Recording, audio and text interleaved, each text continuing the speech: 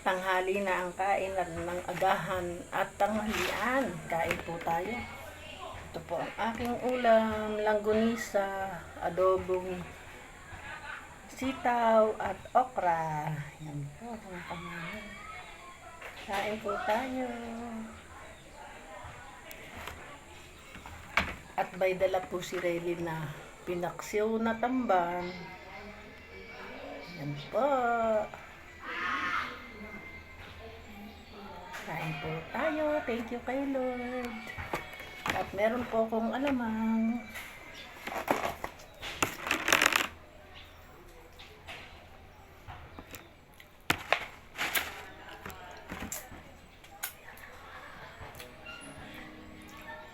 Gusto ko sana yung soft drinks. Kaso, nako, inuubo na naman. Bakit nalalamunan ko? Uminom lang ako ng hindi masyadong malamig. Masak na nalalamunan ko.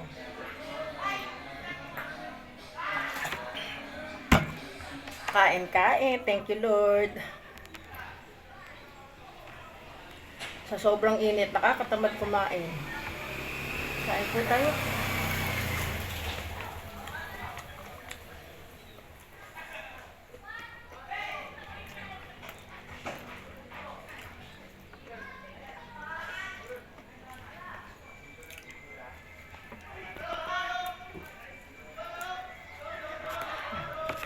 Pinaksul to.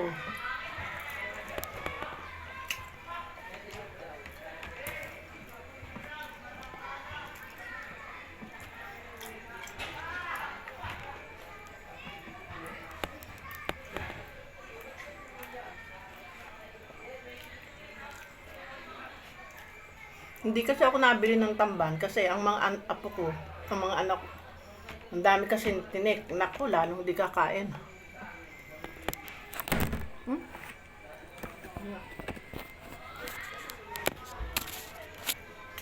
Baksak.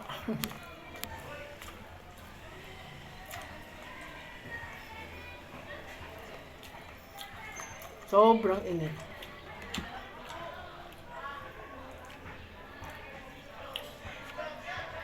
Gusto ko na nga sanang umulan doon sa tubigan para at least malaman kung ano may tumutulo pa sa bubong. Hindi tuloy ma-close yung kisame.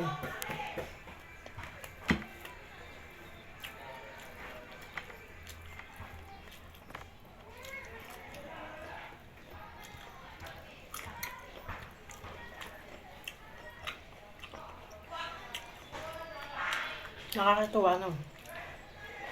Papiliin ka ng langgonisa, pinaksew, at pinaksew ang uunahin.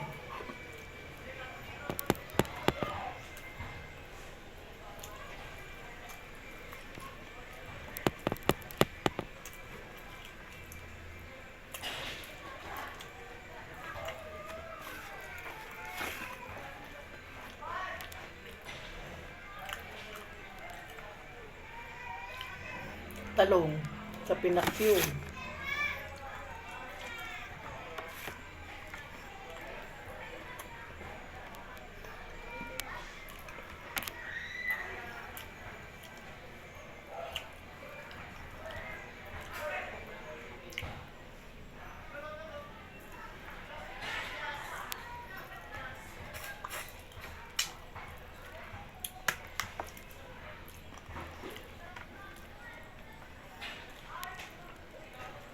Mamaya magpinaksew ako ng bangus. Bumili na ako ng bangus.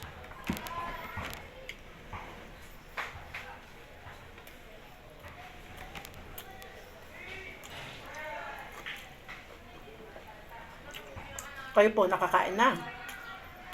Kamusta naman buhay-buhay, mga OFW?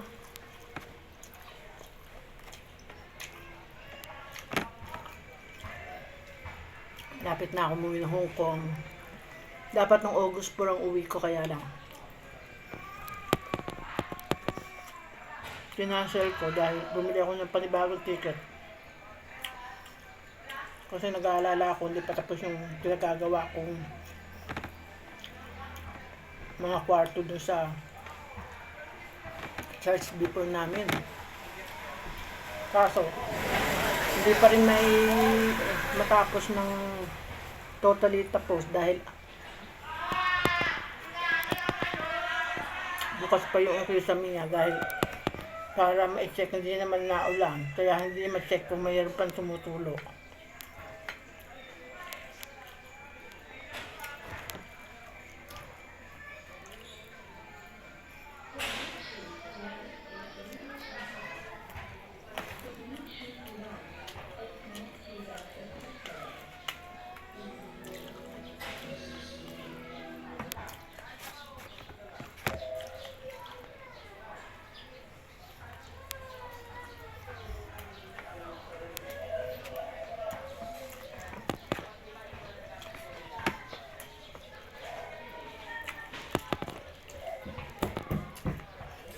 Itong langgunisan to masarap.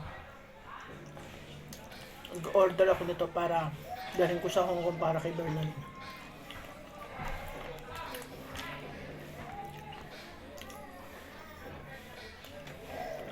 Paborito niya po yung mga langgunisa.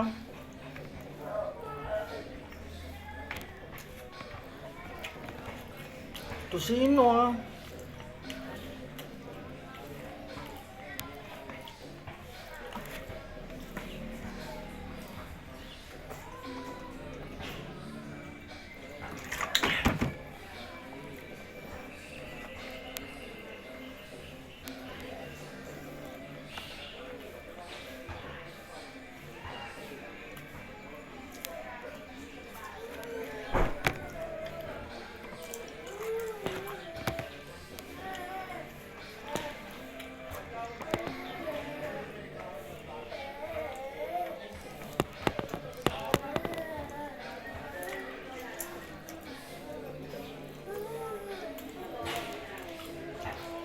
Masarap, may tamis siya pero hindi masyado.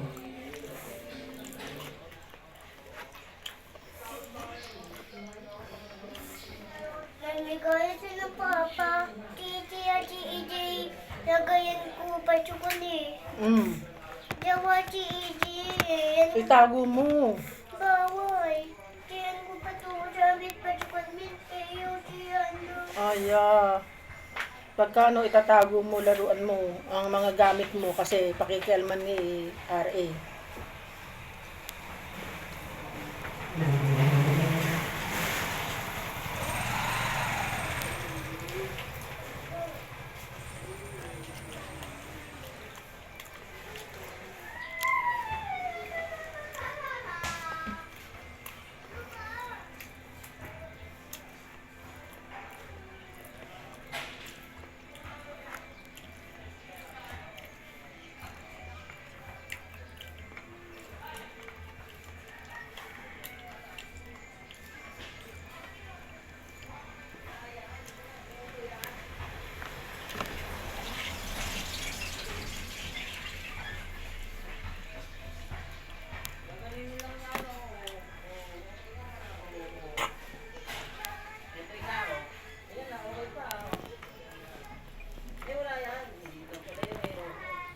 Ano po?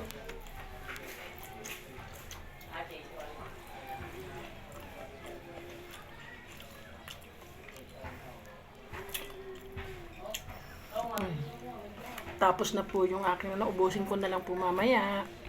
Thank you po. Thank you for watching. God bless you all. Bye. Ingat po tayong lahat.